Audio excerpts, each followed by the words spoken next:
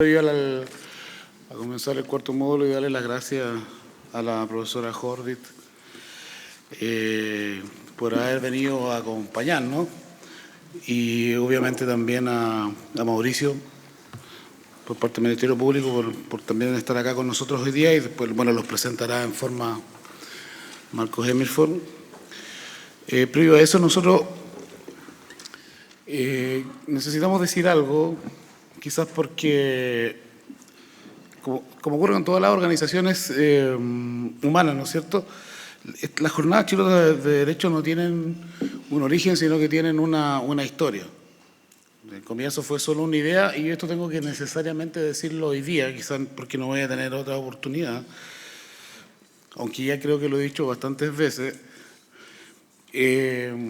Cuando comenzaron las jornadas chilotas de derecho, cuando eran apenas una idea, en esa idea tuvimos que ir a golpear algunas puertas para conseguir, bueno, lo que todos sabemos, aprovechando que estamos hablando de corrupción, transparencia y todo esto, tuvimos que ir a golpear algunas puertas. Entonces, como tuvimos que golpear algunas puertas, tuvimos que ir a la Fiscalía Regional, y ahí, bueno, está de fiscal regional Marcos Hemmelforn, y bueno, le expliqué la idea que se tenía. En ese momento era una idea muy humilde. Previamente había también, bueno, y Marcos Hemmelforn me dijo que, bueno, le pareció bien la idea. Bueno, él contará la historia después seguramente, a lo mejor de una manera distinta para no incurrir en algún tipo de ilícito. Y él me dijo, bueno, plata no tenemos nosotros. Entonces, no venimos, nosotros lo único que venimos a buscar acá es un respaldo y que tus fiscales se comprometan a asistir a las jornadas. Las jornadas van a tener un precio de ingreso y esa fue la forma como una idea de perfeccionamiento. Bueno, Marcos Hemmelforn efectivamente nos apoyó desde el primer día con esta idea. Y las jornadas chilotas de derecho, efectivamente, desde el punto de vista institucional, porque hubo otras instituciones que también respaldaron esta idea fuertemente, no hubiesen podido realizarse, yo creo, y llegar a lo que es hoy día, sin el respaldo decidido de Marcos Hemmelforn. Desde ese punto de vista, yo no puedo menos que destacarlo. Se encuentra también entre el público acá, quien también era defensor regional en esos momentos, Francisco Geisa, cuya puerta también toqué, pero bueno, ustedes saben, la Defensoría Penal Pública es un poco más humilde, ¿no es cierto? Pero Francisco también nos ayudó y permanentemente nos estuvo ayudando. Pero desde ese punto de vista, ¿no es cierto?, tengo que destacar, y es algo principal porque Marco cuando decide impulsar a consolidar esta jornada no exige nada a cambio, sino que únicamente tiene la voluntad de tratar de contar con los mejores exponentes y de que estos sean efectivamente una jornada para perfeccionar no solamente a sus fiscales, sino que también a todos los que interveníamos en el sistema penal. Y nosotros queremos reconocer hoy día, porque Marco está a punto de dejar la Fiscalía Regional, y entonces nosotros queremos reconocerlo con un obsequio, algo sencillo, pero de esta jornada, para que se lo lleve y lo tenga en lo que él haga, en alguna parte. Mónica.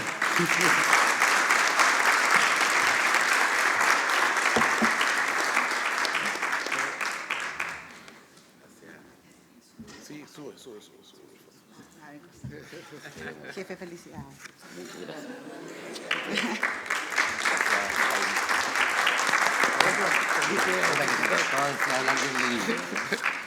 Nos demoramos un poco en hablar bien, pero de ti, pero bueno. Marco, al módulo. Bueno, muchas gracias a Jaime Rojas, la verdad, y voy a quitar muy poco tiempo. No sé si me dejaste bien o mal, porque dijiste varias cosas que... Y la verdad es que para mí fue un fracaso el haber apoyado las jornadas que me estaba planteando Jaime Rojas, porque quienes lo conocen y conocen el perfil, su jurisprudencia, sus fallos, yo siempre tuve la esperanza de que él pudiera condenar en alguna oportunidad a alguien en la región. Y la verdad es que después de 7 años que organizamos las jornadas no hay condenado a nadie. Entonces, me obligas a ir de nulidad a la corte todo el tiempo y claro, entonces sí perseguía y sí quería algo, lo que pasa es que no te lo dije nomás. Pero, y volviendo ahora y centrándonos en esto y agradeciendo también este reconocimiento, la verdad es que no es a mí, es un reconocimiento al Ministerio Público, a la Fiscalía de Chile, en la forma en que yo creo que tiene que actuar la Fiscalía, no desde una trinchera, eso puede ser en una causa determinada, sino que tiene que actuar pensando siempre, y como le acabo de decir a Mauricio también, Duche, nosotros tenemos que pensar como operador del sistema, que estamos hace tanto tiempo en esto, en hacerlo crecer, en consolidarlo en un sistema acusatorio tan maravilloso como el que se creó en el país. Y si hay alguien que agradecer también es a Mónica Saavedra, a Carmen Gloria Wittberg, a todo mi equipo de asesoras de la asesoría jurídica de la Fiscalía Regional, que son quienes han hecho realmente el trabajo. Yo simplemente fui la cara bonita de esto. Ya.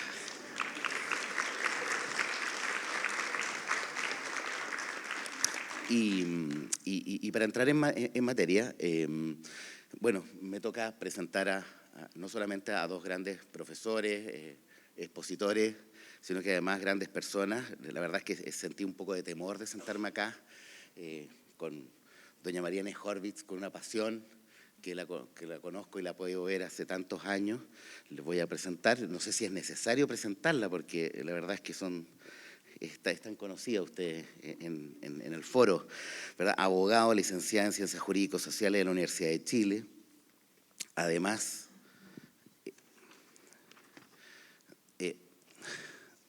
diplomada en Criminología en la Universidad Central de Barcelona, España, doctora en Derecho de la Universidad Autónoma de Barcelona, profesora de Derecho Penal de la Universidad de Chile. También fue directora del Centro de Estudios de la Justicia en la Universidad de Chile, primero abogado litigante y ahora, ¿verdad? Y desde el año 2006 a la fecha, abogada consejera al Consejo de Defensa del Estado.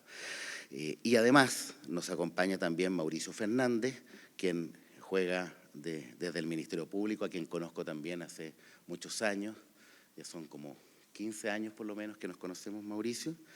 Él viene de Santiago, él es el director de la Unidad Especializada de Lavado de Dinero, Delitos Económicos, Medio Ambiente y además Crimen Organizado, ULDECO, de la Fiscalía Nacional, es abogado de la Pontificia Universidad Católica de Chile y tiene una vasta experiencia también en las materias sobre las cuales va a exponer. Así que, sin más, te dejo, Mauricio, el auditorio es tuyo. Bueno, muchas gracias. Quiero en primer lugar agradecer la invitación, aunque todos ustedes esperaban a la jefa, la directora de la Unidad Anticorrupción de la Fiscalía, pero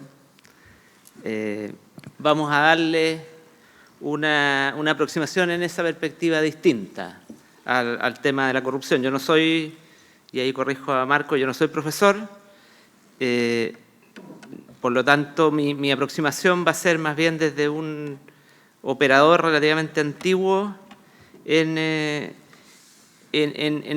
ámbito de la corrupción por un lado atípico, y que es el lado de cómo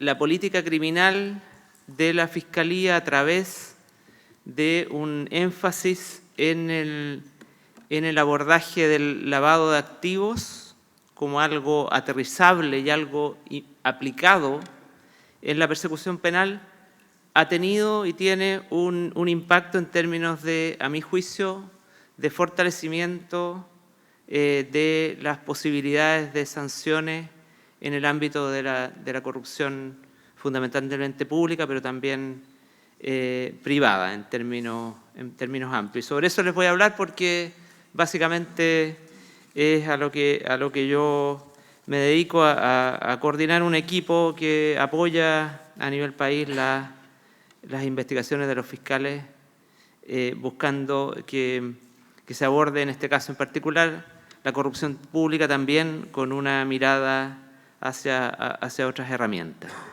Entonces, básicamente yo les quiero hablar de por qué yo considero que hay una serie de efectos positivos en el abordaje de la corrupción pública y de la corrupción en general, cuando se involucra toda la estructura preventiva de detección y sanción del lavado de activos o lavado de dinero. Entonces, voy a referirme a los efectos que yo veo positivos asociados a la detección propiamente tal de la corrupción, después de la investigación de la corrupción y, por último, de la sanción de la corrupción. Y lo voy a bajar en términos prácticos, a pesar de que es un caso todavía en parte plenamente vigente, pero para ir mostrando cómo esto va, lo dicho anteriormente, tiene efectos bien concretos desde ya en el caso del fraude de Carabineros, el fraude económico de Carabineros, para no hablar de otras situaciones que ya se mencionaron en el panel anterior. Y por último, como para cerrar en la visión general, voy a mencionar algunas cifras más allá del caso fraude Carabineros, algunas cifras sobre sanciones en materia de lavado de dinero en general y también en particular asociados a la corrupción pública. Lo primero, situar el tema de cuándo es posible en nuestra normativa penal incorporar esta aproximación de refuerzo por el lado del lavado hacia la corrupción.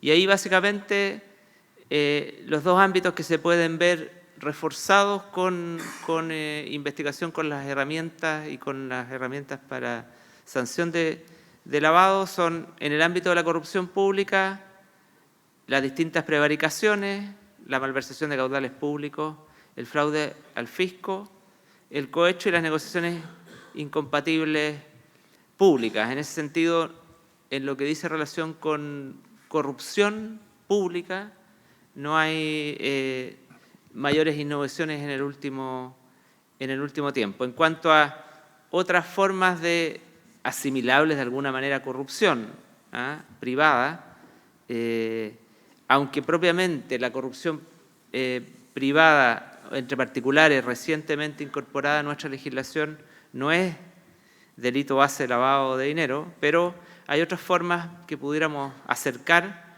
a corrupción privada que también permiten esta utilización de un esquema adicional por lavado. Y básicamente ahí hablamos de contrabando, obtención fraudulenta de devoluciones tributarias, fraude de subvenciones, estafa, administración desleal y las negociaciones incompatibles entre privados, entre particulares. Por lo tanto, el ámbito en el que yo sitúo algunas figuras que aquí menciono, sobre todo en corrupción privada, administración desleal, negociaciones incompatibles privadas, etcétera, son figuras muy recientes que permiten imputación adicional por lavado. Y la primera aproximación es en qué ámbito se nota que lavado potencia las posibilidades de detección. En el primer estadio, digámoslo así, en detección, sin duda, el mundo, la legislación en materia de detección del lavado de activos en Chile, y esto es súper universal porque son estándares internacionales que han sido aplicados finalmente por presión de evaluaciones en todos los países. Primero, lo que es una situación absolutamente excepcional en relación a otro tipo de delincuencia, la creación de un sistema además de prevención, de detección de situaciones eventualmente sospechosas de lavado, y en este caso de lavado asociable a corrupción pública o privada. Y básicamente, desde el 2003, con este sistema antilavado, podemos ver que hay cosas, sin duda, distintas a la detección o a las posibilidades de detección de otro tipo de delincuencia. Una de ellas, obviamente, el el tener hoy día cerca de 7.000 o más empresas que tienen obligación de reportar operaciones sospechosas, eso es un ámbito, en varios ámbitos muy relevantes en términos de operaciones comerciales, financieras o inmobiliarias. También, esto es más reciente, también la incorporación de esta misma obligación, con algunas particularidades, pero también con una incorporación y una legitimación para poder reportar operaciones sospechosas también para el mundo público. O sea, que los organismos públicos tengan la posibilidad de reportar sospechas a la unidad de análisis financiero y quedar exentas, si se hace de buena fe, de todo tipo de responsabilidad penal, administrativa, civil o de cualquier tipo, es también un impulso a las posibilidades, creo yo, de detección de eventuales operaciones sospechosas de corrupción pública. También, sin duda, todo el sistema de mantención y traspaso de información asociado a las denominadas operaciones en efectivo sobre $10.000, hay una obligación por 5 años de mantener un registro en todas estas 7.000 empresas de esa información a disposición de la unidad de análisis financiero, pero a su vez en el fondo del destinatario final, que es siempre la Fiscalía, ya sea porque la unidad de análisis financiero lo envía a la Fiscalía o si no lo envía, desde las propias investigaciones de la Fiscalía, la recuperación de esa información es relevante para una detección o posibilidades de detección temprana de corrupción pública. Hay otra serie de cosas que también creemos que son importantes, pero voy a apurarme un poco.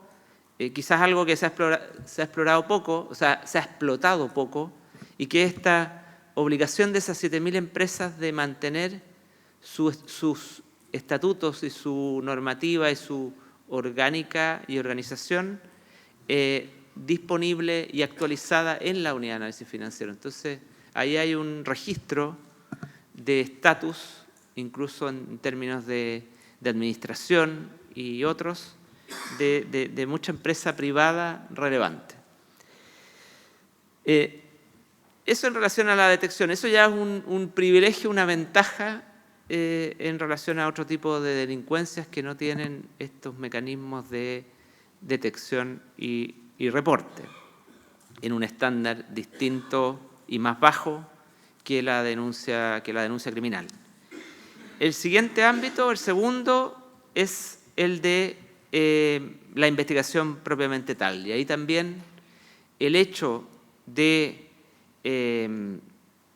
abordar la investigación no solo mirando los tipos penales de corrupción pública, sino que incorporándole este extra, tiene indudables potencialidades en términos, por ejemplo, de acceso a información.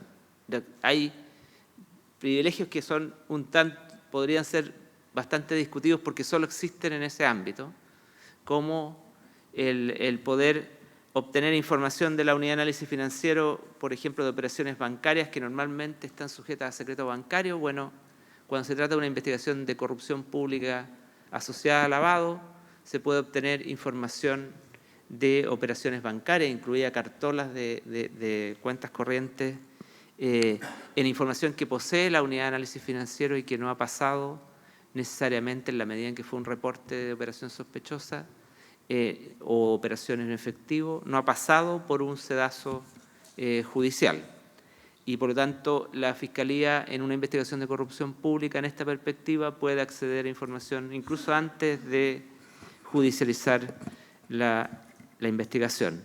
También en la misma línea de información del Banco Central, que en la ley del Banco Central solo en investigaciones por lavado, asociada a algunos de los delitos base, puede obtener información de las operaciones de cambios internacionales que normalmente el Banco Central demanda autorización judicial previa para entregar ese tipo de información. Entonces, en un primer aspecto hay información de calidad que está a disposición de la investigación desde etapas muy tempranas. También el tema de la reserva investigativa, que es de las más extensas, 6 meses, renovable con autorización judicial por 6 meses más, es también una ventaja en términos del órgano persecutor.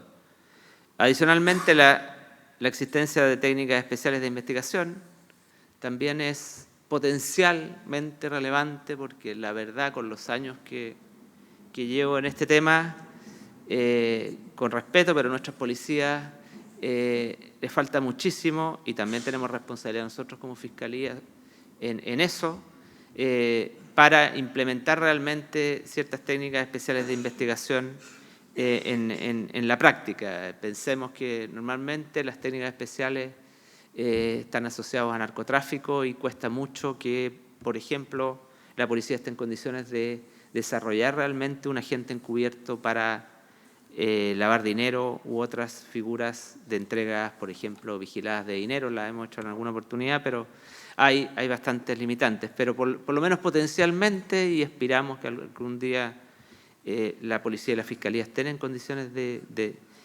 efectivamente que la ley se aplique. Las técnicas especiales de investigación son relevantes, sobre todo para profundizar en las investigaciones y no quedarse siempre en eslabones menores. Bueno, hay otra serie de ventajas procesales asociados a no aplicabilidad del 186 del Código Procesal Penal y otras normas que no me voy a detener por razones fundamentalmente de tiempo, pero sí quiero destacar el tema del aseguramiento patrimonial temprano, o sea, los aseguramientos patrimoniales asociados primero a la obtención de información de relevancia patrimonial en etapas muy tempranas, y a la posibilidad de desplegar cautela de patrimonios en términos muy anteriores a la formalización, es también una ventaja que no tenemos, lamentablemente, en materia de corrupción pública a solas, y por lo tanto el reforzamiento por el lado de lavado aporta mucho en esa perspectiva. Y también, no menor, el fiscal que investiga corrupción pública con esta perspectiva adicional tiene el apoyo de 2 unidades en vez de tener el apoyo de una sola unidad. Tiene el apoyo de la unidad anticorrupción y tiene el apoyo de la unidad a mi cargo, y además tiene la posibilidad, por lo tanto, de reforzar también a nivel policial el trabajo, no solo teniendo policías que tengan el énfasis en corrupción pública o delitos funcionarios, sino también en lavado de activos. Por último, en el ámbito de sanción, sin duda, la experiencia es que hay un alcance punitivo mayor en cuanto a que normalmente, y eso también nos pasa en narcotráfico y nos pasa en otros ámbitos, donde la sanción por el delito, solamente por el delito base, alcanza a un núcleo determinado del actuar delictual, y normalmente no da para otras colaboraciones asociadas más bien a la índole patrimonial. La experiencia es que hay un alcance mayor en términos de sancionables por el lavado de corrupción pública, además que hay una mayor amplitud en términos de elementos subjetivos, en términos de que en lavado, a diferencia de en corrupción en general, hay tanto figuras culposas como dolosas, pero además en el rango de las penas por lavado también hay una gran amplitud, con una incorporación de una proporcionalidad relativa en la penalidad, que también permite bastante matices, digámoslo así, en términos de sanciones. Y por último, algo que es más de futuro, el destino de los comisos también a potenciar la labor policial en materia de lavado que no ha tenido aplicación práctica hasta ahora. Por último, voy aterrizándolo en una experiencia práctica concreta, el fraude en Carabineros ha implicado aplicar muchas de estas cosas que les he mencionado. Primero, con el apoyo, no solo como hubiera sido en cualquier investigación por corrupción pública, por fraude al fisco, malversación de caudales públicos, etcétera, de la Unidad Anticorrupción de la Fiscalía Nacional, sino que también de la Unidad de Lavado a mi cargo y la dinámica de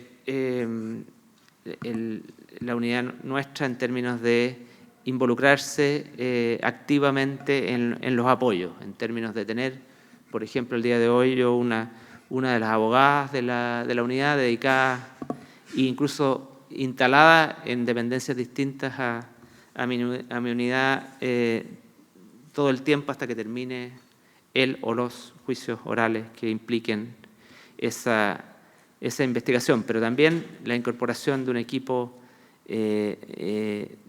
multiinstitucional, que es algo también digno de destacar, donde está la Contraloría General de la República, Carabineros, el Consejo de Defensa del Estado, la Fiscalía. Hay un trabajo bien colaborativo. También en términos incluso del abordaje de los análisis, los informes técnicos y en algunos casos en particular incluso de ciertas pericias financieras, patrimoniales o contables que es necesario incorporar a la investigación y después al juicio, donde por ejemplo, en el caso de mi unidad se ha tenido que hacer 40 informes periciales, patrimoniales, digámoslo así, independiente de los que han hecho otros organismos. Bueno, obtención y procesamiento de información bancaria, labores policiales en terreno y, sobre todo, como ya les mencionaba, cautela y aseguramientos patrimoniales.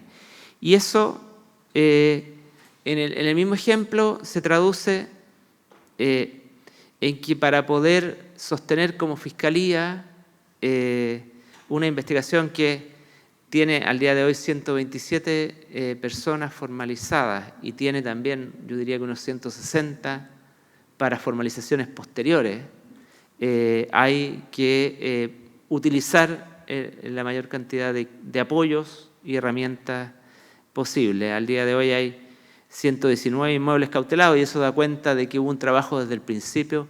La investigación se formalizó bastante rápido, en 5 meses estaba formalizada y hubo un trabajo de identificación de activos muy temprana que lleva a tener esas cifras que he mencionado, 119 inmuebles cautelados, 149 vehículos también cautelados y cerca de 1.800 millones de pesos con distinto origen también resguardados. Se ve poco, será sacando la cuenta los inmuebles cuando se vendan, va a ser un porcentaje sin duda hasta ahora menor de los 28.000 millones defraudados, pero si uno hace un análisis comparativo de las investigaciones por corrupción pública, yo diría que esta es una de las que ha tenido un énfasis importante en términos de recuperación temprana. El tema de usar todas las herramientas, o sea, algunas cosas van a caer en comiso, otras van a entregarse por reparación del mal causado y por tanto van a ir a destino fiscal. El tema de la pelea que se dio por incautarle los desahucios a los oficiales de Carabineros fue una pelea grande que ganamos en la Corte y que también es una señal de firmeza. Hasta ahora en realidad son 11 las sentencias condenatorias por lavado hasta el día de hoy. además de las sanciones por malversación de caudales públicos, que involucran a 65 personas. Hay comiso, aquí no tengo la cifra de los inmuebles, pero hay ya inmuebles y otros activos, tanto por el lado del comiso como también de reparación celosa por parte de los condenados, y que implica, como les decía, 65 personas ya condenadas. Y cifras más generales para cerrar. En términos más generales, uno puede ver que, sobre todo con lo que ha pasado con el fraude en Carabineros y su enjuiciamiento temprano por lavado y malversación, hay un porcentaje importante de condenados ejecutoriados por lavado al día de hoy que tienen ya su origen corrupción pública o privada. Llevamos 155 enjuiciamientos en el sistema acusatorio,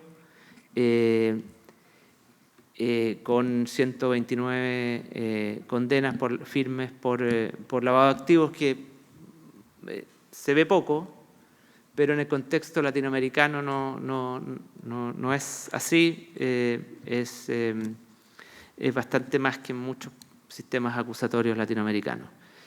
Y en términos de corrupción propiamente tal, condenas por lavado asociadas a corrupción, de corrupción pública hay 76 personas ya condenadas ejecutoriadas, y de corrupción privada, como ya les mencioné, 29. Así que esa es un poco la panorámica que quería mostrarles respecto de por qué creemos que esta doble aproximación refuerza la respuesta del Estado frente a estos ilícitos de gravedad. Muchas gracias por la ocasión.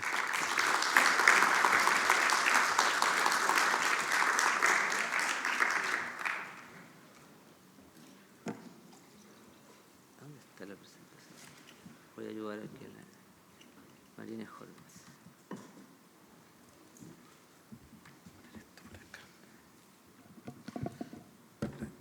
Ahí está.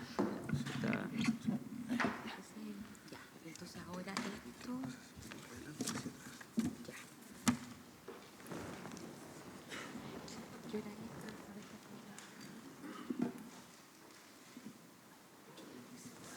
Ya.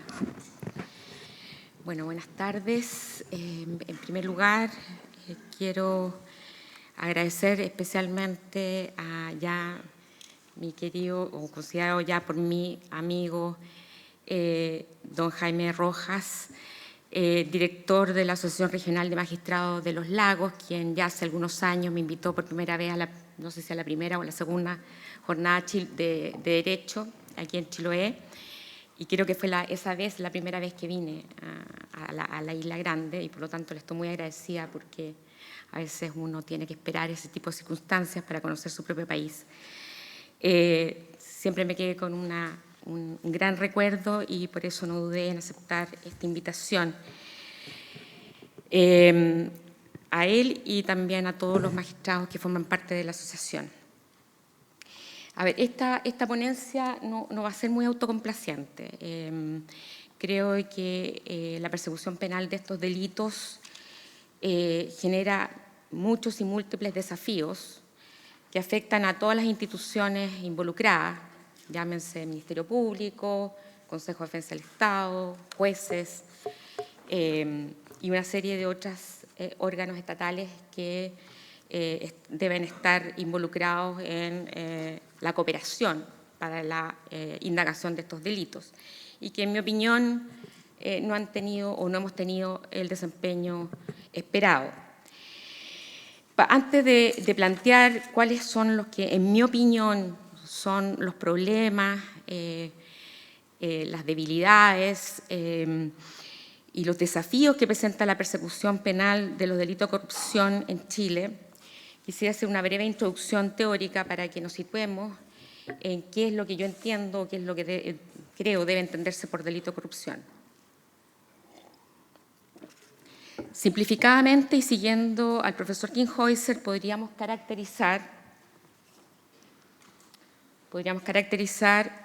al delito de corrupción como aquel en que se verifica una relación de carácter trilateral, constituida por una persona que ejerce un poder de decisión en interés de otra persona o de otro ente, que el ejercicio de dicho poder de decisión esté vinculado o pueda estar vinculado a la obtención de una ventaja indebida ofrecida o que acepta entregar un tercero, y que el carácter indebido de esa ventaja se funde en la incompatibilidad entre la obtención de esa ventaja y la promoción del interés al que el decisor debe servir en el ejercicio del poder de decisión de que se trata, en el ejercicio del poder de que se trata.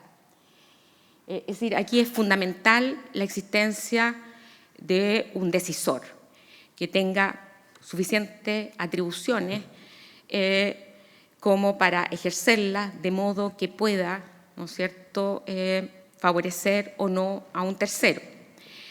Y evidentemente, en tal sentido, podríamos decir que el delito de corrupción, más que un delito propiamente tal, es una forma de ataque a un determinado bien jurídico que está constituido básicamente por el abuso de un poder de decisión. En el ámbito público, el decisor es un funcionario que actúa en representación de un órgano o institución del Estado, que está provisto de ciertas competencias y sometido a los deberes y provisiones establecidos en la ley. Es decir, donde debiera o no debiera existir mucho margen para la discrecionalidad. Sin embargo, ya sabemos que esto no siempre es así. El deber más relevante consiste en el respeto del principio de probidad administrativa, ya sabemos, esto es la exigencia de que la respectiva función sea ejercida con imparcialidad, dando preeminencia al interés general sobre el interés particular, tal como lo señala la Ley de Bases Generales de Administración del Estado, en el artículo 52. El funcionario actúa de modo corrupto cuando en el ejercicio de su cargo infringe el principio de probidad administrativa en razón de una ventaja que llamaremos inconexa con la función. Esto es, de una que compromete el interés exclusivamente público que debe presidir su actuación. El sobornante es la persona potencialmente afectada, de modo favorable o desfavorable, por el poder de decisión del funcionario, quien induce o recompensa al funcionario por el servicio indebido del cargo mediante el ofrecimiento o entrega o consentimiento a la entrega de la ventaja inconexa. De allí entonces también el carácter especialmente criminógeno de la actuación del sobornante, que entrega u ofrece, ¿no es cierto?, esa ventaja indebida y que por lo demás justifica justamente el tratamiento punitivo exasperado respecto del beneficio únicamente consentido por el tercero, o por el funcionario, perdón, únicamente consentido por el tercero, no por el funcionario. Una particularidad criminológica de estos delitos que tiene crucial incidencia en su persecución penal dice relación con la ausencia de una víctima concreta interesada de manera inmediata en su esclarecimiento. Es lo que en general, desde el punto de vista criminológico, se llaman los delitos sin víctima. La convergencia de intereses en sentido delictivo entre funcionario cohechador o cohechado y sobornante impone a sus protagonistas la necesidad de mantener un pacto de silencio, y el descubrimiento del delito suele estar más bien vinculado a la perpetración de delitos asociados con el cohecho, como delitos contra el patrimonio estatal, como la malversación de caudales públicos o el fraude al fisco, u otros delitos funcionarios, como la omisión de denuncia, la revelación de secretos, las falsedades documentales y tantos otros. En efecto, cuando el funcionario público tiene poder de influir decisivamente el destino de un contrato o adjudicación, la ventaja inconexa es el móvil que suele estar detrás de la conducta funcionarial indebida. Obviamente el problema con el que nos enfrentamos habitualmente, quienes litigamos en los tribunales, es la prueba de esa ventaja indebida. A mí me parece una cuestión fundamental en orden a tratar de prevenir justamente los actos de corrupción, empezar por casa. Me parece absolutamente relevante la necesidad de controlar la acción funcionarial de los fiscales del Ministerio Público por la especial vulnerabilidad de ser objetos de soborno, para que omitan actos debido del cargo o ejecuten actos con infracción a los deberes del cargo en la persecución penal de los delitos de corrupción. Esto no es, obviamente, una denuncia. Estoy simplemente previniendo un riesgo que me parece que ya aquí en esta región hay algunos antecedentes, como en el caso de Puerto Varas, según entiendo. De allí la relevancia de organismos querellantes, como el Consejo de Defensa del Estado, que tienen competencia para controlar las decisiones de los fiscales que no se ajusten al mérito del proceso o a la ley. En el mismo sentido, resulta fundamental que los controles jerárquicos del Ministerio Público, en orden a avisar ciertas decisiones de los fiscales adjuntos o de inferior jerarquía, como por ejemplo los archivos provisionales, la conformidad a la suspensión condicional del procedimiento, la comunicación de no perseverar o la solicitud de sobreseimiento, no sean de carácter burocrático ni estén presididos, al menos no únicamente, por la necesidad de descongestionar rápidamente el sistema, facilitando así prácticas que pudieran devenir en delictuosas por la ausencia de fiscalización del mérito de las mismas.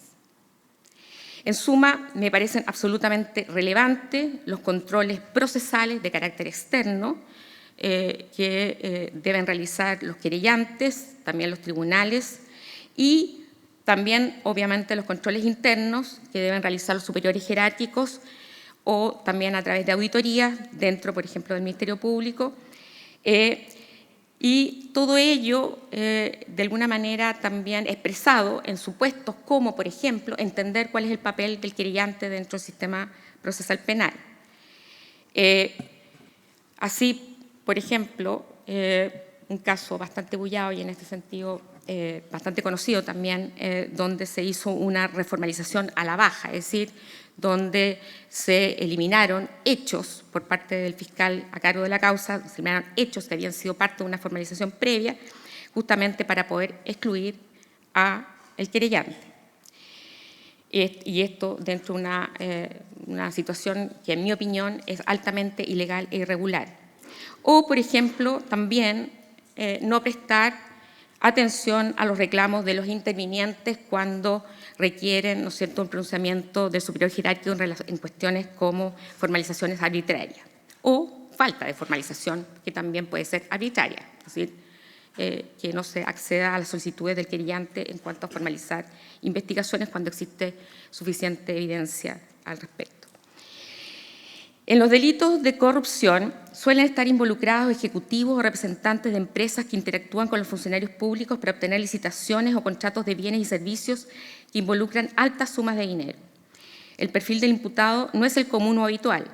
Se trata normalmente de personas educadas, con reconocimiento y aprecio social, afables, atractivas, que generan empatía. Gozan de estatus social y de mucha solvencia económica. De allí que en la sustanciación de los procesos penales por delito de corrupción sea muy frecuente la presencia de abogados de estudios jurídicos particulares especializados en litigación penal que asumen la defensa de los imputados. En estos casos, los fiscales no siempre están capacitados para hacerse cargo de los desafíos de una litigación más focalizada e incidentista y con alto poder de detección de las debilidades del caso del órgano persecutor. Suele ser habitual comprobar una cierta desprolijidad de los fiscales y de la policía en la conducción de los actos de investigación y en la ejecución de medidas intrusivas que son inmediatamente aprovechadas por las defensas para obstaculizar la investigación y el procedimiento. Esto también siempre suele estar muy vinculado a todo lo que es la cadena de custodia de prueba y a la indemnidad de los números únicos de evidencia, ¿no?, las famosas NUE.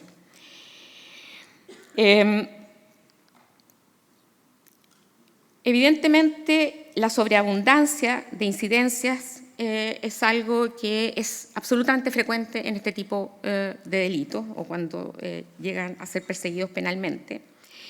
Y suele ocurrir también bastante habitualmente que se planteen incidencias de ilicitud de la prueba.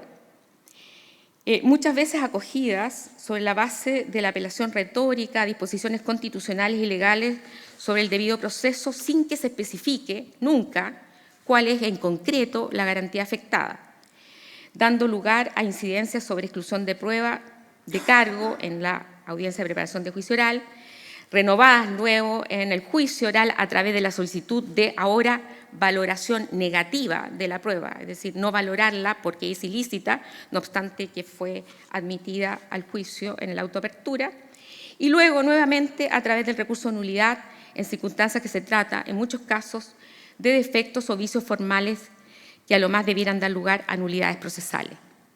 Es decir, aquí me parece que hay un tema muy importante por ahondar, que es la diferencia claramente entre un vicio procesal y lo que es ya propiamente la obtención de una evidencia en forma de afectarse en los derechos constitucionales.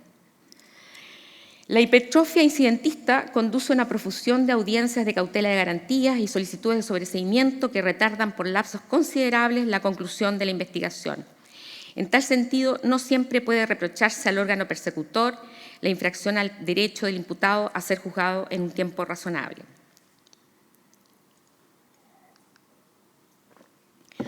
Problemáticas específicas de la persecución penal de estos delitos. Voy a abordar básicamente algunas, evidentemente no tengo tiempo para abordar toda la innumerable catálogo que, en mi opinión, son problemáticas que atingen exclusivamente a este tipo de delito. El conocimiento de los hechos de corrupción suele ocurrir transcurrido un lapso importante desde su perpetración, por motivos contingentes, generalmente venganzas o rencillas entre funcionarios, algún error grave o el incumplimiento por el cohechado de su parte del acuerdo, motivando la denuncia del sobornante, etcétera, con el consiguiente menoscabo para la eficacia y oportunidad de la acción penal. Desde luego, escuchando a Mauricio, me habría gustado saber en qué caso, por ejemplo, investigando un lavado de activos, se encuentra un cohecho. Yo, en general, no tengo esa experiencia, en general. ¿Ah? El caso de Carabineros, pero que partió por un reporte que se hizo en el año, que se hizo mucho tiempo antes y que luego fue descubierto en Punta Arenas por un cajero, ¿no? Ya. El problema, como digo, es la debilidad de la evidencia que surge justamente del transcurso del tiempo. Pero además están los problemas para la acreditación de los enunciados fácticos de la formulación de cargos, cuando el ilícito penal depende de manera sustancial de la actividad administrativa. Así es típico que las auditorías y sumarios de la Contraloría y otros órganos contralores tardan lapsos considerables y no son concluyentes en materias como la falta de rendición oportuna, ordenada e íntegra de los fondos puestos a cargo de un funcionario público que ha sido requerido por el órgano contralor para presentar debidamente documentada la cuenta respectiva. Ello además impide la determinación precisa del monto del perjuicio ocasionado durante el lapso en que el funcionario estuvo a cargo de los caudales. Ya el señor Contralor dijo en su exposición los problemas habituales que ocurren con ocasión del requerimiento de rendición de cuentas a los organismos centralizados como descentralizados del Estado, tales como la comprobación de ausencia o gran desorden administrativo de los documentos de respaldo de los gastos y en la gestión de las cuentas según tipo de fondo, en la habitual aplicación de fondos asignados a determinados fines, por ejemplo, típicamente la subvención escolar preferencial, a otros objetivos públicos, entre comillas, más urgentes, por ejemplo, pago de remuneraciones, cotizaciones previsionales, cuentas de luz, agua, etcétera, sin que se esclarezca previamente qué pasó con los fondos asignados a dichos ítems presupuestarios, generándose una bicicleta de traspaso de fondos que se alimenta de nuevos recursos o presupuestos, haciendo inoperante, cuando las sumas son muy cuantiosas, la presunción probatoria prevista en el artículo 85 de la Ley Orgánica de la Contraloría General de la República, que presume la sustracción ante la falta de rendición de fondos. La absoluta intrascendencia del delito de aplicación pública diferente, previsto en el artículo 236 del Código Penal, además dada por la pena ínfima que tiene, invisibiliza aún más este problema que afecta gravemente políticas públicas como las que se han implementado a través de subvenciones educacionales. Un foco de corrupción que ha adquirido creciente importancia son las corporaciones municipales, que según la ley son personas de derecho privado sin fines de lucro destinadas a la promoción y difusión del arte, la cultura y el deporte o el fomento de obras de desarrollo comunal y productivo, según lo dice el artículo vigente del artículo 139 de la Ley Orgánica de Municipalidades, pero en que la propia ley admitió que se mantuvieran aquellas creadas al alero del decreto con fuerza de ley número 1-3063 de 1980, dictado en plena dictadura, cuyo artículo 12 abría la posibilidad para que los municipios crearan este tipo de personas jurídicas sin limitar su propósito, siendo específicamente relevantes las áreas de salud y educación que todavía reciben y gestionan grandes sumas de dinero. Aquí no ha habido ninguna voluntad política por eliminar, por ejemplo, ese vestigio de la época de la dictadura. En estas instituciones, el alcalde es el presidente del directorio y puede actuar con amplia discrecionalidad. Ello ha abierto la puerta para los abusos, transformando a las corporaciones en una caja personal del edil para pagar favores políticos y personales, normalmente a través de contratos de honorarios ideológicamente falsos, donde las personas están contratadas pero no trabajan para el municipio.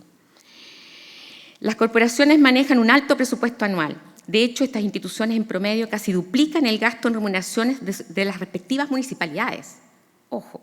Así lo muestra, por ejemplo, un estudio del Consejo para la Transparencia del 2016, que realizó un catastro a 23 comunas y a sus corporaciones que administran salud y educación.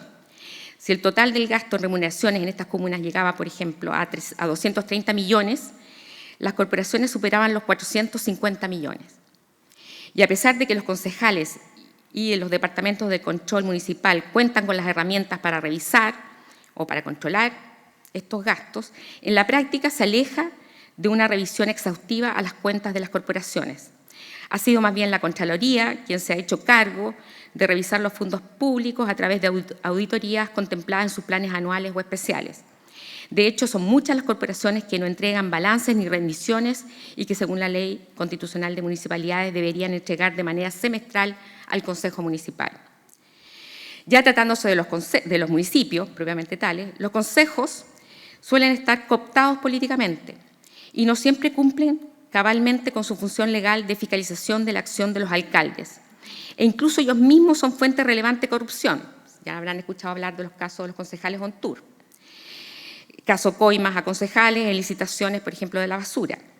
Un problema importante detectado dice relación con la falta de claridad en los dictámenes de la Contraloría General de la República en ciertas materias municipales, como la forma de entender los quórums simples o especiales para aprobar licitaciones de más de 500 UTM, lo que ha sido aprovechado para obstaculizar procesos licitatorios y o favorecer determinadas empresas en razón del pago de coimas.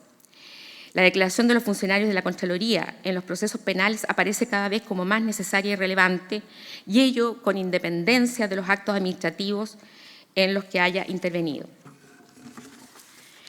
Por otro lado, es habitual que las denuncias se efectúen cuando el funcionario sucesor es de signo político contrario al antecesor. De allí que el control administrativo se plantea con mayor frecuencia de modo reactivo, no preventivo. Problema: no hay establecimiento de responsabilidad administrativa cuando el funcionario público ya no está en el servicio u órgano público afectado. La falta de una sanción administrativa le permite además reincorporarse a la función pública sin ningún tipo de tropiezo o mácula. Por otro lado, hay insuficiente rendimiento de las herramientas para detectar de modo rápido y oportuno los bienes y ganancias obtenidos con el delito, así como el reporte de los flujos financieros tanto en el territorio nacional como hacia el extranjero. Falta de información oportuna y relevante de ciertos organismos públicos como la UAF, la Unidad de Análisis Financiero, el Servicio de Impuestos Internos y de mecanismos expeditos de cooperación internacional, sobre todo cuando los fondos se hallan en el exterior. Hay problemas para cautelar oportunamente la responsabilidad extracontractual derivada del hecho dañoso a la luz del régimen de la acción civil en el proceso penal y el plazo de solo 4 años para ejercerla. Las salidas alternativas también es un tema, pues generan el acceso relativamente expedito, ¿no es cierto?, de los imputados por este tipo de delitos a ellas, a dichas salidas alternativas, existiendo propensión del Ministerio Público a aceptarla o a acceder a ella, bajo también el argumento de las dificultades de su prueba, a cambio de condiciones que importan el pago de sumas de dinero, transformando así estos delitos en delitos amonedables, cuyo costo puede ser imputado a gasto de la empresa o negocio, con la consiguiente depreciación comunicativa acerca de su gravedad e importancia. Hay también problemas en relación a la descripción de los hechos, en la formalización y en la acusación. Suele haber mucha desprolijidad en la descripción de los hechos relevantes para la subsunción en el respectivo tipo penal, ya sea en relación al delito o a la participación punible cuando es el caso.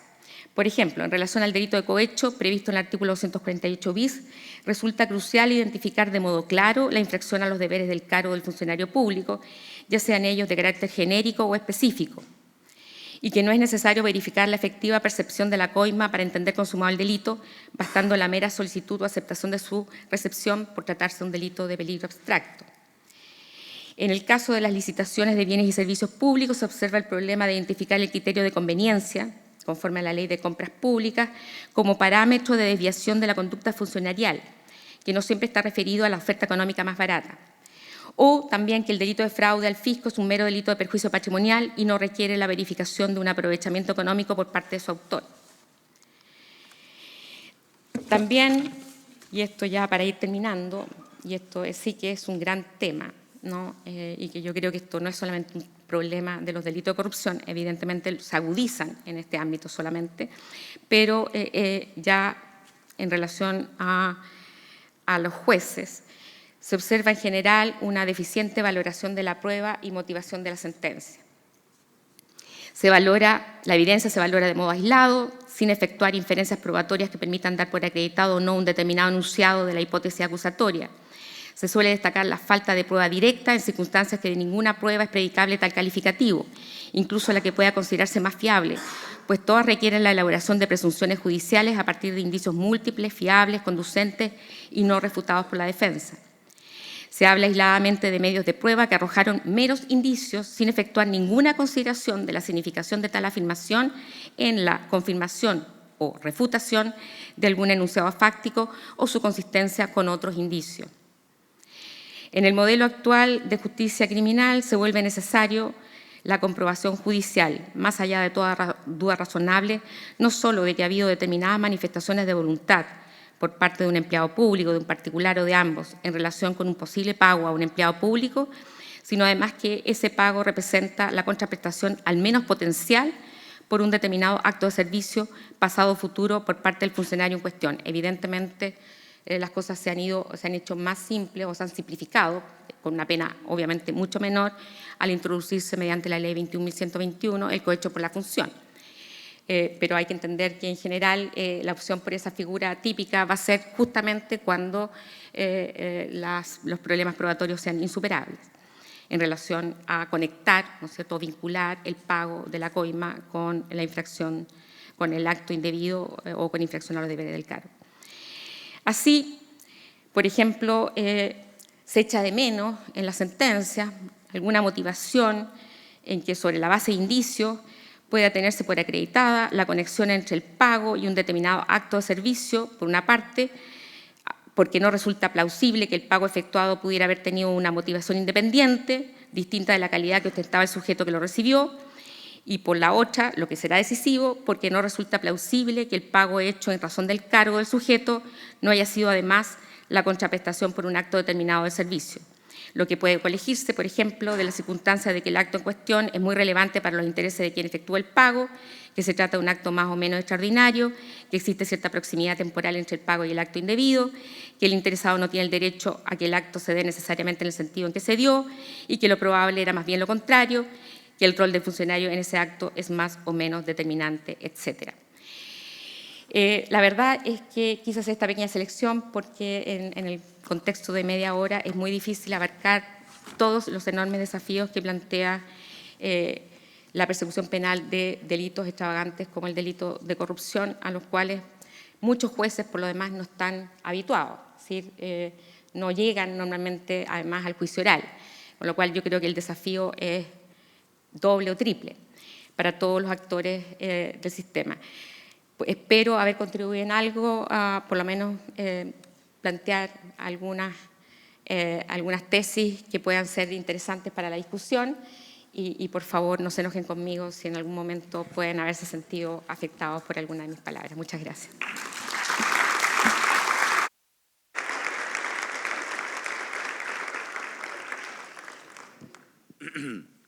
Vamos a comenzar con las preguntas. Magistrado Araya, su señora Gracias. Una aclaración, si me la puede formular la profesora Horditz, en el sentido de que ella se refiere a esta hipertrofia incidentista, en el sentido de que se acogen incidencias de exclusión de pruebas fundadas en ilegalidad de base o por consideraciones formales, sin que se pueda conectar con infracción de garantías, y también las deficiencias en cuanto a la valoración de la prueba y a la motivación. ¿Por qué es particularmente grave en este tipo de delitos? Porque yo podría imaginar una víctima de un delito, víctima indirecta, por ejemplo, de femicidio, para el cual también es relevante que se le excluya prueba, también es relevante que se valore mal la prueba o se motive mal la sentencia. Entonces, ¿cuál es el elemento diferenciador en su análisis? Y lo otro, si está basado en algún estudio estadístico, en algún estudio de base que diga que acá hay una mayor prevalencia de solicitudes de exclusión de pruebas aceptadas.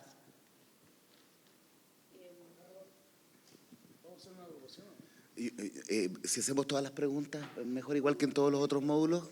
Pero ahí necesita anotar.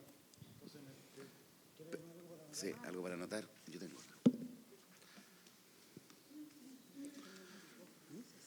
Yo tengo. ¿Sí?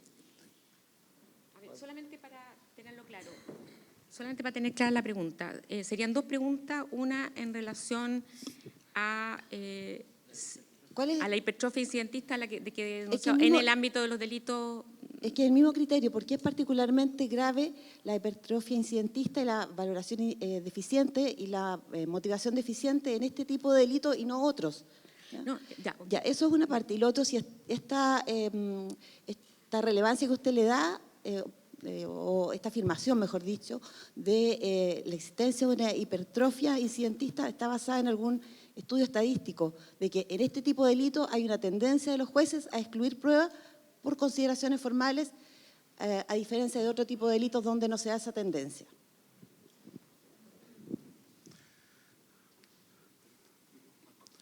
Marco Velázquez. Perdón, estaba tomando nota.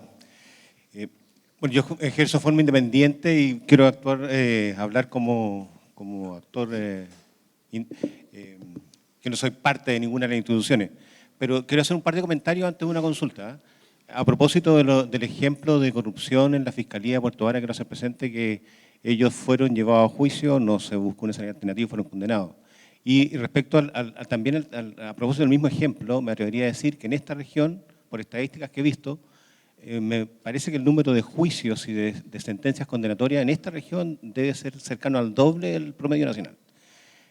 Como comentario. Y respecto al que es normal también a propósito por las confusiones del gasto en personal en el sector municipal. Cuando existen corporaciones municipales es normal que el gasto en personal pudiese duplicar o más el gasto del personal de un municipio. Quiero poner el ejemplo de Castro, por ejemplo, que tenía 79 funcionarios en la planta, pero aproximadamente, como administra todos los establecimientos educacionales, colegios y liceos, no es extraño que tenga sobre 500 docentes, más asistentes de la educación y más la administración de la salud primaria, que están todas las redes de postas rurales, CEFAM, etc. Entonces es normal que el gasto sea mucho más elevado que en la administración municipal propiamente tal. ¿Dónde está yo creo que existen mecanismos de control y de fácil pesquisa, que a lo mejor no se usan. Cada uno de los programas en educación tiene financiamiento separado en ley de presupuesto y instrucciones de Contraloría para la contabilidad de ellos. Entonces, lo que no pueden arrojar, porque están financiados, y lo que no pueden arrojar es déficit. Entonces, cuando un municipio presenta deuda de contribuciones, ahí hay un problema. O sea, yo creo que son de fácil pesquisa, pero requieren atención de Contraloría o de los órganos de fiscalización, de la superintendencia, qué sé yo. Eso como comentario. Y en lo que se refería a la consulta, hay los consejeros del Consejo de Defensa del Estado. Yo creo que deben ser los únicos que hoy día los fiscales regionales, fiscales nacionales duran 8 años, los parlamentarios duran 8 años, y los consejeros no tienen límite en su duración y además pueden ejercer en forma particular. Entonces, la consulta es, porque se tocó también en la mañana, ¿qué opinión respecto a las modificaciones institucionales? Yo creo que también eso hay que profesionalizarlo y a lo mejor también establecer límites de control como existen en las otras instituciones o servicios. Eso, gracias. ¿Aló? Sí, yo quiero hacerle una pregunta a Mauricio Fernández. Y ello en cuanto a saber si hay o existe algún esfuerzo de objetivar la forma de dirigir la persecución penal y las decisiones penales en los delitos de corrupción, independiente de la calidad de los imputados. Ello, por las críticas tanto externas como también internas, recordemos la renuncia de los fiscales Guajardo y Norambuena, por las decisiones que adoptó el Ministerio Público en atención a la calidad de los imputados, sobre todo si esto se trataba de políticos, donde hubo suspensiones condicionales, hubo juicios abreviados o incluso, todavía desarrollándose, entiendo, la persecución contra el ex senador Orpiz y la exdiputada Isasi. Entonces, se observó allí unas diferencias de criterio y entonces quisiera saber si existe algún instructivo al respecto o de qué manera se hacen cargo de esas críticas. ¿Más preguntas? Acá hay más preguntas. Sí. Hola, buenas tardes a todos. Una pregunta para la profesora María Inés Horvit. A ver, comparto mucho lo de tu ponencia, me parece muy buena, súper interesante. Me llamó la atención también, alegremente, si este perfil de delincuente no parece un sistema lombrosiano al revés o inverso. Ahora la gente linda, que educada, que viste bien, tiene el perfil del delincuente. No es una crítica, sino que es una descripción. Pero también es cierto que la pequeña corrupción la que se dan entre concejales y alcaldes en pueblos alejados de la capital es del día a día y seguramente los datos no los tenemos porque no hay capacidad de investigación. Ahora bien, yo comparto mucho lo señalado por ti en relación a la falta de motivación y fundamentación de la sentencia y yo sí tengo un estudio empírico de eso. Me tocó publicar un trabajo donde analicé todas las sentencias de corrupción a propósito de las personas jurídicas, ¿no? Y en el 100% de ellas era delito de cohecho, el delito que permitía imputar a las personas jurídicas. Y resulta que las sentencias de los tribunales eran de una carilla y media. Entonces, yo quería intentar encontrar cuál era el razonamiento, la fundamentación, que por cierto está tipificada en el Código Procesal Penal y la exige incluso para los procedimientos donde el imputado reconoce los hechos, ¿no? Porque uno diría, bueno, si hay menos adversariedad, menos nivel de fundamentación de la prueba, aún así, exigencia legal. Y te encuentras efectivamente que en delitos de cohecho, soborno, no existe fundamentación. Y uno le gustaría poder intentar conocerla. Entonces, yo ahí comparto contigo quizás, y la pregunta es la siguiente, es decir, ¿cuáles serían los caminos para una persecución más eficiente en el campo de la corrupción? Que fueran los delitos de corrupción, por ejemplo, directamente a juicio oral, un recurso mayor para la investigación del delito de corrupción, modificación en el sistema de valoración de la prueba, pregunto, ¿no? Si hay algunas ideas. Y la última pregunta, muy breve, dada la experiencia en el Consejo de Defensa del Estado. A veces me ha tocado conocer, percibir la siguiente situación. Si el Ministerio Público representa al Estado en los delitos de corrupción, el área penal del Consejo de Defensa del Estado, ¿a quién está representando? Porque muchas veces se oponen a los acuerdos que hace el Ministerio Público con el imputado, pero luego el Consejo de Defensa se opone. ¿Quién de los dos tiene la representatividad del Estado? ¿O uno representa a la sociedad y el Consejo de Defensa al fisco? Eso sí, nos puedes comentar algo. El profesor Mañelich quería hacer una pregunta. Gonzalo Medina, perdón, no había visto. Perdón.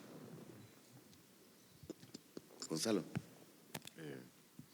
Sí, una pregunta para Mauricio y si María Inés se quiere pronunciar también al respecto, ideal. Tengo la percepción, y el problema es que solamente eso, lo que tengo la percepción, de que hay un problema con el fenómeno del lavado asociado a los delitos de corrupción, en términos tales que si uno hiciera el ejercicio de revisar la tasa de investigaciones iniciadas con el delito lavado versus casos de esos que llegan a formalización versus casos de esos que llegan a acusación versus casos de esos que llegan a sentencia, la tasa de crecimiento del sustento de la persecución penal del lavado es muy significativa, decae muy fuerte versus el uso intensivo al inicio de las investigaciones del lavado a que realmente se llegue a sustentar finalmente. La pregunta es si comparten esa percepción, porque insisto, nunca he visto un estudio que trate de determinar la realidad de aquellos, si comparten esa percepción y si la comparten, si tienen alguna explicación de por qué podría darse ese fenómeno. ¿Más preguntas, profesor? Sí, muchas gracias. Yo quisiera plantear un par de cuestiones a propósito de la presentación de la profesora Horvitz, básicamente para enfatizar algunas cuestiones que ella sostuvo, respecto de las cuales, dado que yo no ocupo un cargo como el de ella, me voy a permitir reforzar con algo más de radicalidad. Yo no creo que uno pueda decir que de cara a la praxis judicial en Chile sea un problema endémico o siquiera representativo de la persecución penal de delitos de corrupción que la judicatura muestre dificultades a la hora de justificar decisiones por vía de subsunción, porque mi impresión es más bien que en general la judicatura en Chile no practica la subsunción. Y creo que eso se explica fundamentalmente porque la segunda sala de la Corte Suprema no está en condiciones de corroborar la corrección de decisiones pronunciadas por tribunales de instancia en función de si esas decisiones hacen una correcta aplicación del derecho en principio aplicable al caso, porque eso exige someter la pregunta al estándar que nos provee el concepto de subsunción, y si uno revisa lo que hace la Corte Suprema cuando pronuncia sentencias de reemplazo después de haber acogido un recurso de nulidad o de haber declarado la nulidad de oficio de una determinada sentencia, uno se encuentra con que la Corte rara vez subsume. Subsumir quiere decir comparar la descripción abstracta en la que consiste el supuesto de hecho de la norma que se reclama aplicable con una descripción más concreta que se dice es verdadera de un conjunto de circunstancias que han sido tenidas por probadas. Eso la Corte Suprema no lo hace. Y yo creo que no está en condiciones de hacerlo. Dado quienes componen la segunda sala, creo que no hay una comprensión de lo que significa el método de la subsunción para justificar decisiones, y por lo tanto creo que la preocupación que plantea la profesora Horvitz es una preocupación que en realidad no es en lo absoluto privativa del ámbito del que ella está hablando, y creo que es más bien una preocupación acerca de si en Chile tenemos genuina jurisdicción penal. Lo digo en ese nivel de radicalidad porque yo creo que la Corte Suprema, insisto, no está en condiciones de asegurar que algo así esté ocurriendo por parte de los tribunales cuya producción ella está llamada a uniformar. Y lo segundo es que yo creo que si uno va a hacer un llamado de atención acerca de, digámoslo así, tareas pendientes para actores institucionales con relevancia en el ejercicio de potestades directas o indirectamente involucradas con la persecución penal de la corrupción pública y privada, yo creo que hay una cuestión que algunas experiencias recientes en desarrollo, las más representativas yo diría, arrojan que es necesario poner sobre la mesa de una vez. A saber, yo creo que lo que más ha perjudicado el esfuerzo del Ministerio Público por lograr eventuales condenas en casos en cuyos detalles no necesito entrar, que involucran imputaciones de cohecho, es precisamente la modificación legal que resultó en la incorporación a través del nuevo inciso primero del artículo 148 del Código Penal en la tipificación del así llamado cohecho por la función. Uno puede preguntarse si Eduardo Engel y sus amigos y amigas cuando impulsaron esa agenda lo hicieron a sabiendas de las consecuencias judiciales que esto iba a tener o no. Yo creo que no. Yo creo que Eduardo Engel trabajó de buena fe cuando impulsó esa agenda en atención a las debilidades que mostraba el derecho vigente a la época en que habrían sido perpetrados los presuntos delitos o no, en función de si hay mérito o no para la punibilidad. Pero si uno mira la consecuencia retórica que esto ha tenido en las dificultades que está enfrentando la persecución penal, yo creo que uno realmente tendría que hacerse la pregunta de si la próxima vez que nos encontremos ante un aparente vacío de punibilidad, la recomendación sensata va a ser reaccionar legislativamente de inmediato con una propuesta que yo creo que es fundamentalmente sensata, o sea, que no se me confunda al respecto, o más bien esperar a que el Ministerio Público pueda, ojalá, llevar adelante una persecución, ojalá con el apoyo del Consejo de Defensa del Estado, antes de que venga la propuesta de modificación legislativa, porque en lo hecho, la discusión y posterior aprobación de la tipificación del cohecho por la función ha servido de argumento perfecto para demostrar que presuntamente los comportamientos que se atribuían a los respectivos imputados no resultaban punibles bajo el derecho vigente. Esa es una discusión que hay que desarrollar en su mérito, pero yo estoy preocupado, digamos, del impacto que eso va a terminar teniendo en las decisiones que los tribunales competentes adopten al respecto. ¿Más preguntas? ¿No? ¿Podría hacer yo un par de preguntas? No, pero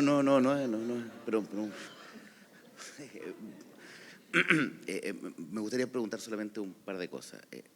Una dice relación con, en esto que plantea a la profesora Horvitz, lo que planteaba respecto de la alta incidencia.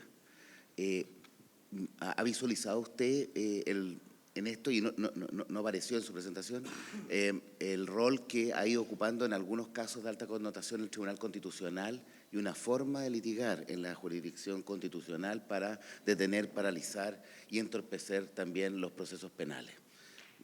Dos, también le hago la pregunta porque ¿cómo visualiza usted los estímulos incluso culturales a nivel de organización, para que las propias instituciones se limpien de los objetivos de corrupción que tienen? Se lo planteo de otra forma, y usted al mencionar el ejemplo de acá, las instituciones, ¿verdad?, en tanto, finalmente si se autorregulan y autocontrolan, detectan y sancionan preventivamente y luego represivamente, sufren el costo de haber visibilizado el fenómeno. Porque en esa investigación acá, que se señaló de Puerto Vara, se inició de oficio. No hubo denuncia, no hubo nada. Fue la propia institución, la propia institucionalidad la que genera la información, detecta, investiga inteligentemente y logra finalmente las sanciones. Y queda después, bueno, el ejemplo clásico, ¿verdad? Porque viene a ser el único, ¿verdad? Nos vamos a acordar de la Fiscalía de Puerto Vara, y se provoca una situación bastante desestimulante para los organismos públicos en términos de ir detrás de este tipo de situaciones. Una pregunta para ti, Mauricio. Eran un par de preguntas más nomás. ¿Sí? ¿No crees tú que el estándar de exigencia a nivel de tribunales para lograr probar delitos de corrupción es distinto que para probar otro tipo de delitos? Y una última pregunta. Y dice relación con el sistema y el juicio oral principalmente, como estadio probatorio exclusivo. El juicio oral como mecanismo finalmente, ¿verdad?, de resolución del conflicto a nivel procesal, ¿está preparado para casos como en la corrupción de Carabineros u otros, ¿verdad?, y algunos que ya se han producido, atendía la vigencia de los principios de mediación, continuidad, etcétera, etcétera, y estar dispuestos a tener un juicio de un año, ¿verdad?, o quizá más o menos, y poder tener una resolución del conflicto que nos genere una legitimidad mínima? Esas son mis breves preguntas.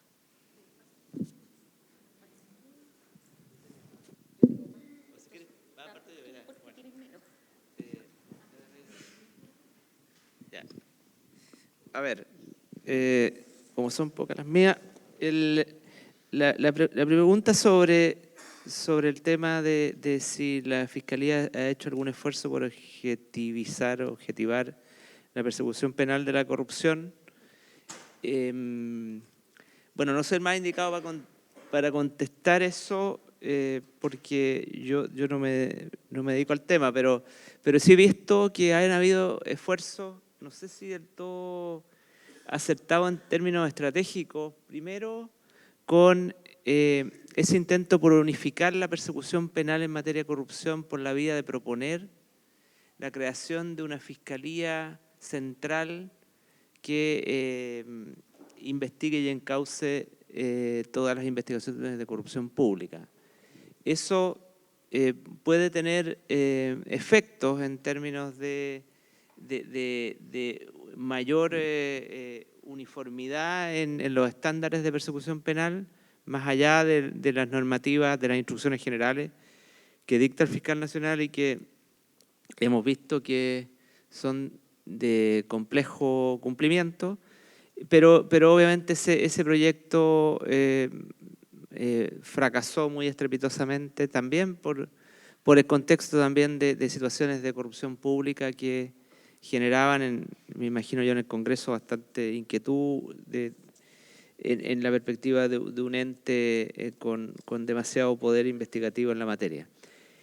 Yo creo que hay mucho que avanzar en eso. Yo creo que las experiencias de fiscales, mucha variedad de tratamientos en la persecución penal de la corrupción pública conspiran contra la efectividad, y creo que ahí también la fuerza de la Fiscalía Nacional a través de la unidad que es solo de apoyo, pero que tiene un rol también central en alinear un estándar común.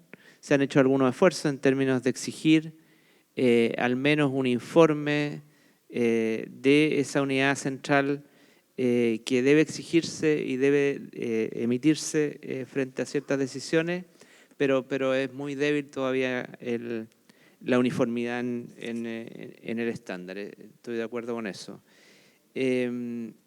Respecto a las preguntas de Gonzalo, bueno, yo creo que no estoy tan de acuerdo en términos de...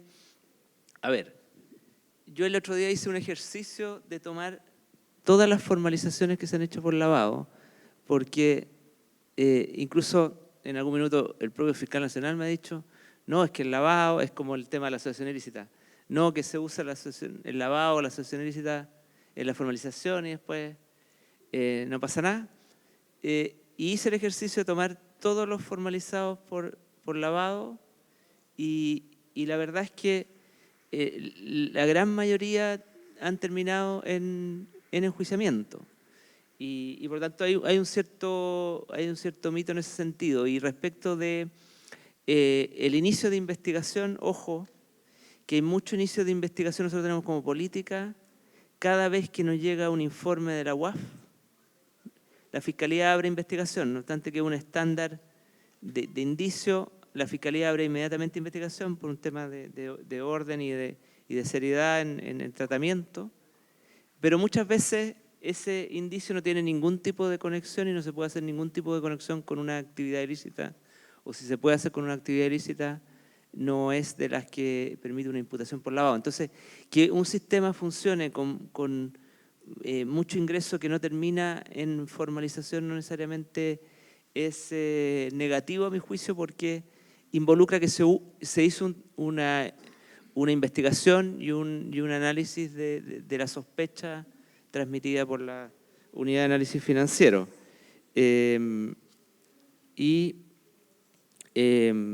Respecto a las preguntas de Marcos, o sea, sin duda yo creo que los estándares son elevados en delincuencia económica, en delincuencias donde hay también defensas de muchas fortalezas. Creo que por eso es tan importante, creo yo, los apoyos hacia los fiscales que llevan este tipo de investigaciones y los apoyos desde los equipos que hay disponibles. Normalmente no hay equipos disponibles a nivel regional para poder prestar apoyo jurídico y de otro tipo. Por eso es tan importante que sean fuertes esos equipos de apoyo, porque efectivamente se enfrentan a defensas muy fuertes que provocan también cierta elevación de estándares a nivel judicial. Y el tema del juicio oral, bueno, evidentemente yo creo que hay que evaluar seriamente ajustes a la dinámica del trabajo durante el juicio y a la forma también de presentación de cierta prueba, porque evidentemente se alargan, trabajando además mediodía, los juicios se alargan muchísimo y sin duda eso impacta en las decisiones estratégicas que toma la Fiscalía. En el ejemplo del fraude carabinero, ya tener a 33 personas, de los cuales hay 24 en prisión preventiva, pensando en juicio oral, ese juicio oral ya de 33, con 2 defensores por imputado, es un mega juicio de eterna duración, pero que hay una decisión que tiene costos importantes en términos de decir, de todas maneras va a ir la estructura principal a juicio oral, pero obviamente hay problemas sí, con la extensión del juicio. Ya, a ver, voy a tratar de hacerme cargo de todas las preguntas o consultas o opiniones. A ver, entiendo que la pregunta era básicamente en relación a la que yo denomino hipertrofia incidentista, si está basada en estudios ese argumento o si tiene que ver con solamente los delitos de corrupción o es algo que se puede predicar de todos los procesos. A ver, yo creo que evidentemente este fenómeno está muy asociado a cierto tipo de litigación que está dada por litigación que es más elaborada, es más conspicua, por decirlo de alguna manera, es más asociada a tipos de estudios que evidentemente dedican mucho tiempo a preparar los casos, tienen muchos recursos disponibles y evidentemente la apuesta está en lograr terminar con el caso lo más rápido posible, no tener que llegar a juicio, ¿no? Sacarlo, poner al Ministerio Público en jaque con las incidencias de tal manera que yo creo, en mi opinión, es una táctica justamente para generar la disposición del Ministerio Público de terminar rápido el caso, ¿no? Y una suspensión del procedimiento. De hecho, me pasó con un colega que me reclamó profundamente porque su cliente estaba en la misma situación que otro imputado, que el otro imputado había recibido una salida alternativa, que su cliente no, que por el Consejo se oponía, en circunstancias que él tenía el derecho a la salida alternativa si estaba en la misma situación. Yo le dije, perdón, pero la garantía es al juicio, no a la salida alternativa. Si usted considera que así, plantéelo donde corresponda, pero se enojó muchísimo por esa situación, porque consideraba que éramos arbitrarios en oponernos a una y no a otra circunstancia, y esto tiene que ver con una valoración de la evidencia, ¿no? Respecto de uno en relación al otro. En uno no había prácticamente evidencia, en el otro sí. Como te digo, todo esto de la incidencia y está muy relacionado con lo que dice Marcos, el tema del TC es habitual, ya es prácticamente es un must, o sea, el que no va al Tribunal Constitucional no está bien mirado. Todo tipo de incidencia, cautela, garantía prácticamente todo el tiempo, porque no encuentran una nube, porque no tuvieron acceso a alguna pieza de la carpeta, porque no está bien enumerada, porque la cadena de custodia, porque bla, bla, bla, bla, sobreseimiento, solicitud de sobreseimiento. Entonces, la causa constantemente. Y el problema también con el juicio oral es que ahí hay una apuesta, porque evidentemente el juicio oral también significa, es gravoso para el abogado. O le pagan muy bien o simplemente el tema es complicado. De hecho, yo tengo un juicio que tiene una proyección de 10 meses. Estar 10 meses metido en un juicio es un tema. Por lo bajo, digamos. Y el caso también de Orpi, el caso Corpesca, ya llevan 100 días de juicio y van a celebrar los 100 días de juicio. Entonces, también hay un costo que yo creo que no reditúa, a algunas oficinas no les conviene ir a juicio, ¿no?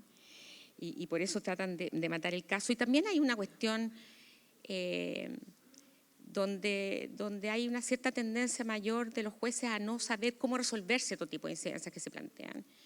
Generan perplejidad y eso también allana el camino a buscar una solución, sobre todo cuando pilla al Ministerio Público un poquito desprevenido respecto a ciertas circunstancias, donde también es cierto, muchas veces tienen razón. O sea, realmente la investigación está mal llevada. Si no, recordemos el registro civil, acuérdense el caso del registro civil, que fue un papelón en muchos sentidos. Los problemas de motivación de la sentencia, me remito exactamente a lo que dijo el profesor Mañalich. O sea, lo que pasa es que obviamente mi experticia está más orientada al ámbito de ciertos delitos. Yo lo único que tengo claro, habiendo trabajado en temas de recurso de nulidad, es que jurisprudencia penal, así jurisprudencia penal dura, importante, relevante, no sé. ¿Cuándo fue la última vez que uno puede ver un fallo que aporte algo en términos de la interpretación de los tipos, en términos de identificar los aspectos relevantes de un delito, etcétera? O sea, casi todas las jurisprudencias de recursos en materia penal, en recursos de la segunda sala, son de proceso penal, de debido proceso. No hay prácticamente en materia dura, dogmática de carácter penal, de manera que la función nomofiláctica de la Corte Suprema no existe, por lo menos en el ámbito penal. Sobre todo, recuérdense que se planteó esta jurisprudencia que dijo que a partir del año 2000 no se podía invocar como fallos para pedir una corrección de la jurisprudencia los fallos anteriores al año 2000. O sea, solamente podían ser fallos nuevos, respecto a los cuales podía plantearse, ¿no es cierto?, la causal famosa del artículo 373 del Código Penal, del Código Procesal Penal, que permite a la Corte Suprema pronunciarse cuando ha habido un cambio en la jurisprudencia en materia penal. Propiamente, tiene que haber 2 o 3 fallos que muestren, ¿no es cierto?, un cambio de jurisprudencia para poder uniformarla, pero si no hay jurisprudencia penal y no se puede invocar la anterior donde sí existía, entonces la verdad es que estamos en un callejón sin salida. Con respecto a la exclusión de pruebas, simplemente no es en base a estudio. Esto yo ya lo dije, estoy básicamente hablando respecto a mi experiencia.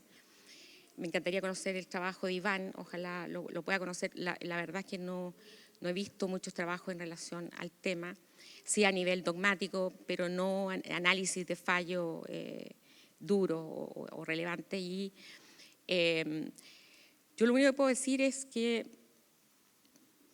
poner un caso, un ejemplo que me parece que muestra un poco la situación.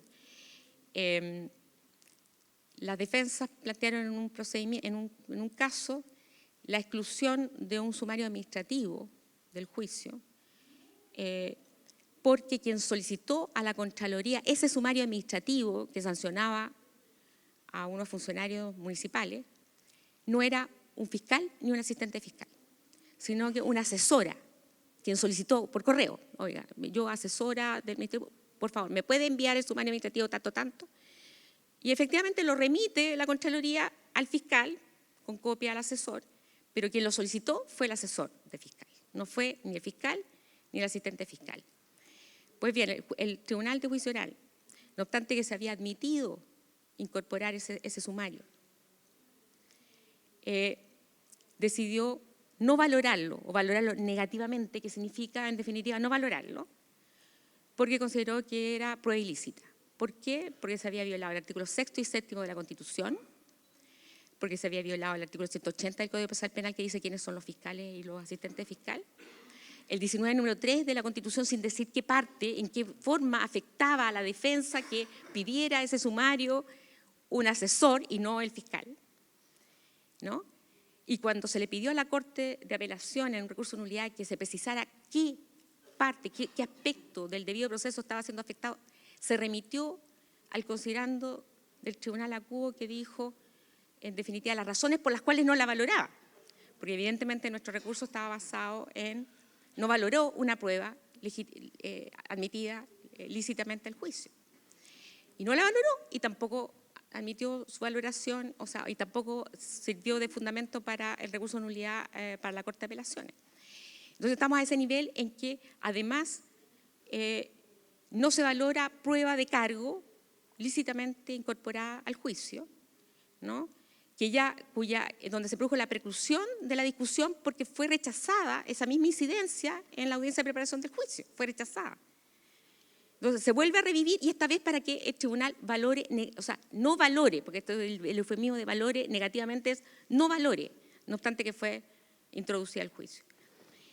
Entonces, evidentemente, eso a lo más podía constituir un vicio procesal, a lo más que ya se había producido la preclusión, porque ya no se había planteado en su momento, ¿no? Y sin embargo, fue admitido y no fue valorado y era absolutamente relevante para la tesis de la Fiscalía y del Consejo. Entonces, estoy hablando más bien de experiencia personal. Uno ve mucho la solicitud de exclusión de prueba sin clarificar la fuente de la ilicitud ni por qué se debe declarar ilícita, sino el debido proceso. Se ampara todo en esta idea del debido proceso como algo que no tiene prácticamente ningún contorno claro. Luego, en relación a las corporaciones municipales, la verdad es que yo le podría decir que, sin temor a equivocarme, de que debe ser, no sé, una relevante porción de los casos que no llegan al Consejo, de los desfalcos en las corporaciones municipales, donde uno ve que el alcalde, que es el presidente del directorio, tiene muchas facultades y tiene a su amigo, el secretario municipal, con el cual llegan incluso a despedir a funcionarios con unas indemnizaciones gigantescas, ¿no? Y que uno dice, bueno, ¿por qué esas cláusulas de contrato que son tan draconianas en municipios que tienen unos déficits estructurales económicos espantosos, como Cerro Navia, por ejemplo? Entonces, yo lo que digo es que en general lo que uno va advirtiendo es que más que los municipios, lo que se utiliza mucho para cometer delitos son las corporaciones municipales. Y porque justamente hay menos posibilidades de intervenciones, son más bien la Contraloría la que a través de auditoría a veces logra identificar el problema, pero siempre con los problemas que ya señalé en la ponencia, es decir, de manera no muy precisa, no poco clara, no poco concluyente, de tal manera que tampoco nos sirve como insumo para poder enderezar la persecución penal hacia los delitos que forman parte de nuestra querella. En relación a los consejeros del CD, bueno, la verdad es que está todo esto en trámite. Aquí está la presidenta del Consejo, yo no sé si habló María Eugenia del tema. Yo lo único que puedo decirle es que efectivamente se está modernizando el servicio, se están buscando mecanismos para justamente colocar al servicio con los mismos estándares que otros servicios públicos, y donde hay preocupación por los conflictos de interés, desde luego. Y por lo tanto entiendo la pregunta, pero estando mi jefa acá, prefiero que le hagan la pregunta a ella. Iván, la verdad es que cuando tú me preguntas a quién representa el CD en este tema, bueno, en primer lugar, cuando el perjuicio es de carácter fiscal, representa a la víctima, porque el fisco se representa a través del Consejo de Defensa del Estado. O sea, la malversación, fraude al fisco, donde hay un perjuicio patrimonial, el Consejo está legitimado para actuar en calidad de víctima que puede querellarse, y que está regulado todo eso en la ley orgánica. Yo te diría que al principio tenía dudas respecto a delitos como cohecho y soborno, pero justamente por lo que señalé en la ponencia, donde me parece que tratándose de delitos sin víctima, donde es muy fácil eludir la persecución penal, eludir los controles, digamos, porque son dos personas que tienen el mismo interés, es decir, justamente yo te pago, tú me haces el servicio, y por lo tanto a ninguno de los dos nos conviene que se sepa, y por lo tanto lo tenemos que mantener oculto, y justamente en eso consiste, puede hablarse del acto corrupto, porque si todos somos corruptos ya entonces no hay acto corrupto, es la normalidad. O sea, tiene que haber un ámbito, ¿no es cierto?, relativamente reservado, secreto, y por lo tanto, por eso me preocupa mucho, y lo estoy diciendo no porque crea de que haya corrupción en el Ministerio Público, simplemente porque creo de que hay cosas que me complican, como saber, por ejemplo, las manipulaciones a los sistemas informáticos, ¿no?, que han habido denuncias respecto de casos que eran robos, pero los transforman en hurto para no pasar por el control del fiscal regional. Dicen que es por las metas institucionales, para tener el bono. También puede ser otras cosas, ¿no? O sea, si tú ya empiezas a hacer ese tipo de cosas y nadie te revisa la carpeta y nadie sabe realmente qué estás investigando, recibir una coima y tú terminar el caso así como quien no sabe nada, es fácil, ¿no? ¿Ah? Exacto, o sea, eso, y por eso que yo, bueno, no estoy pensando en un sistema tipo compliance para el Ministerio Público, en integrar el modelo también, tal vez podrían contratar a Gonzalo, que se dedica harto tal vez a hacer, pero sí creo que cada vez hay que ser más estricto con los controles, o sea, y que no sean controles burocráticos, que no sea simplemente me llegaron 40 solicitudes de archivos provisionales y yo lo miro y firmo y firmo y firmo. Evidentemente eso va a significar que se dan todos los elementos para que se pueda producir el acto corrupto.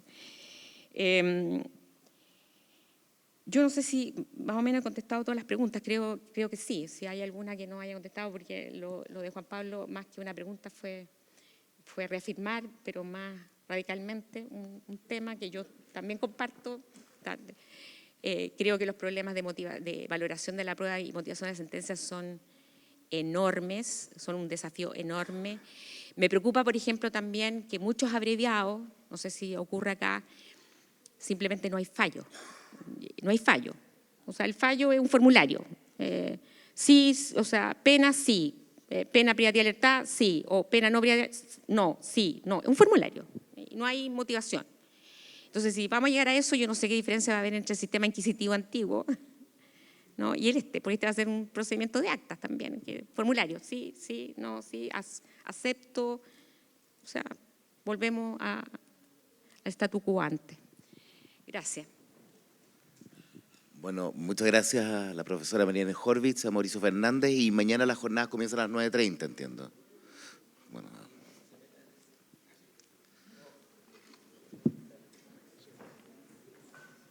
Y antes que se vayan los profesores, solamente le queremos quitar 5 minutos a todos. Nosotros queremos agradecer a cada uno de los profesores que han venido a acompañarnos el día de hoy. Y por favor le vamos a pedir que pasen acá porque queremos sacarnos una foto con ellos, ¿no es cierto? Y entregarles un obsequio a doña María Eugenia Manó. No, ella no, ya la entregamos la mañana. Es que no sabíamos si ahora sería don David Bahamondes, Claudio Fierro, por favor, Soledad, por favor.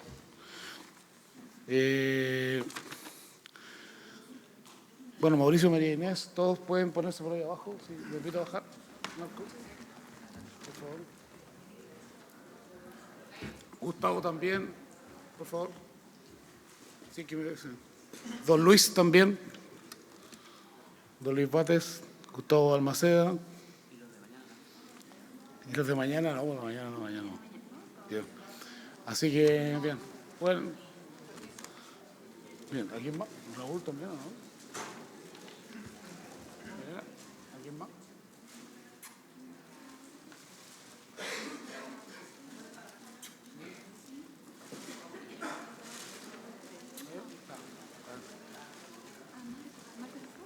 ¿No? Ahí está.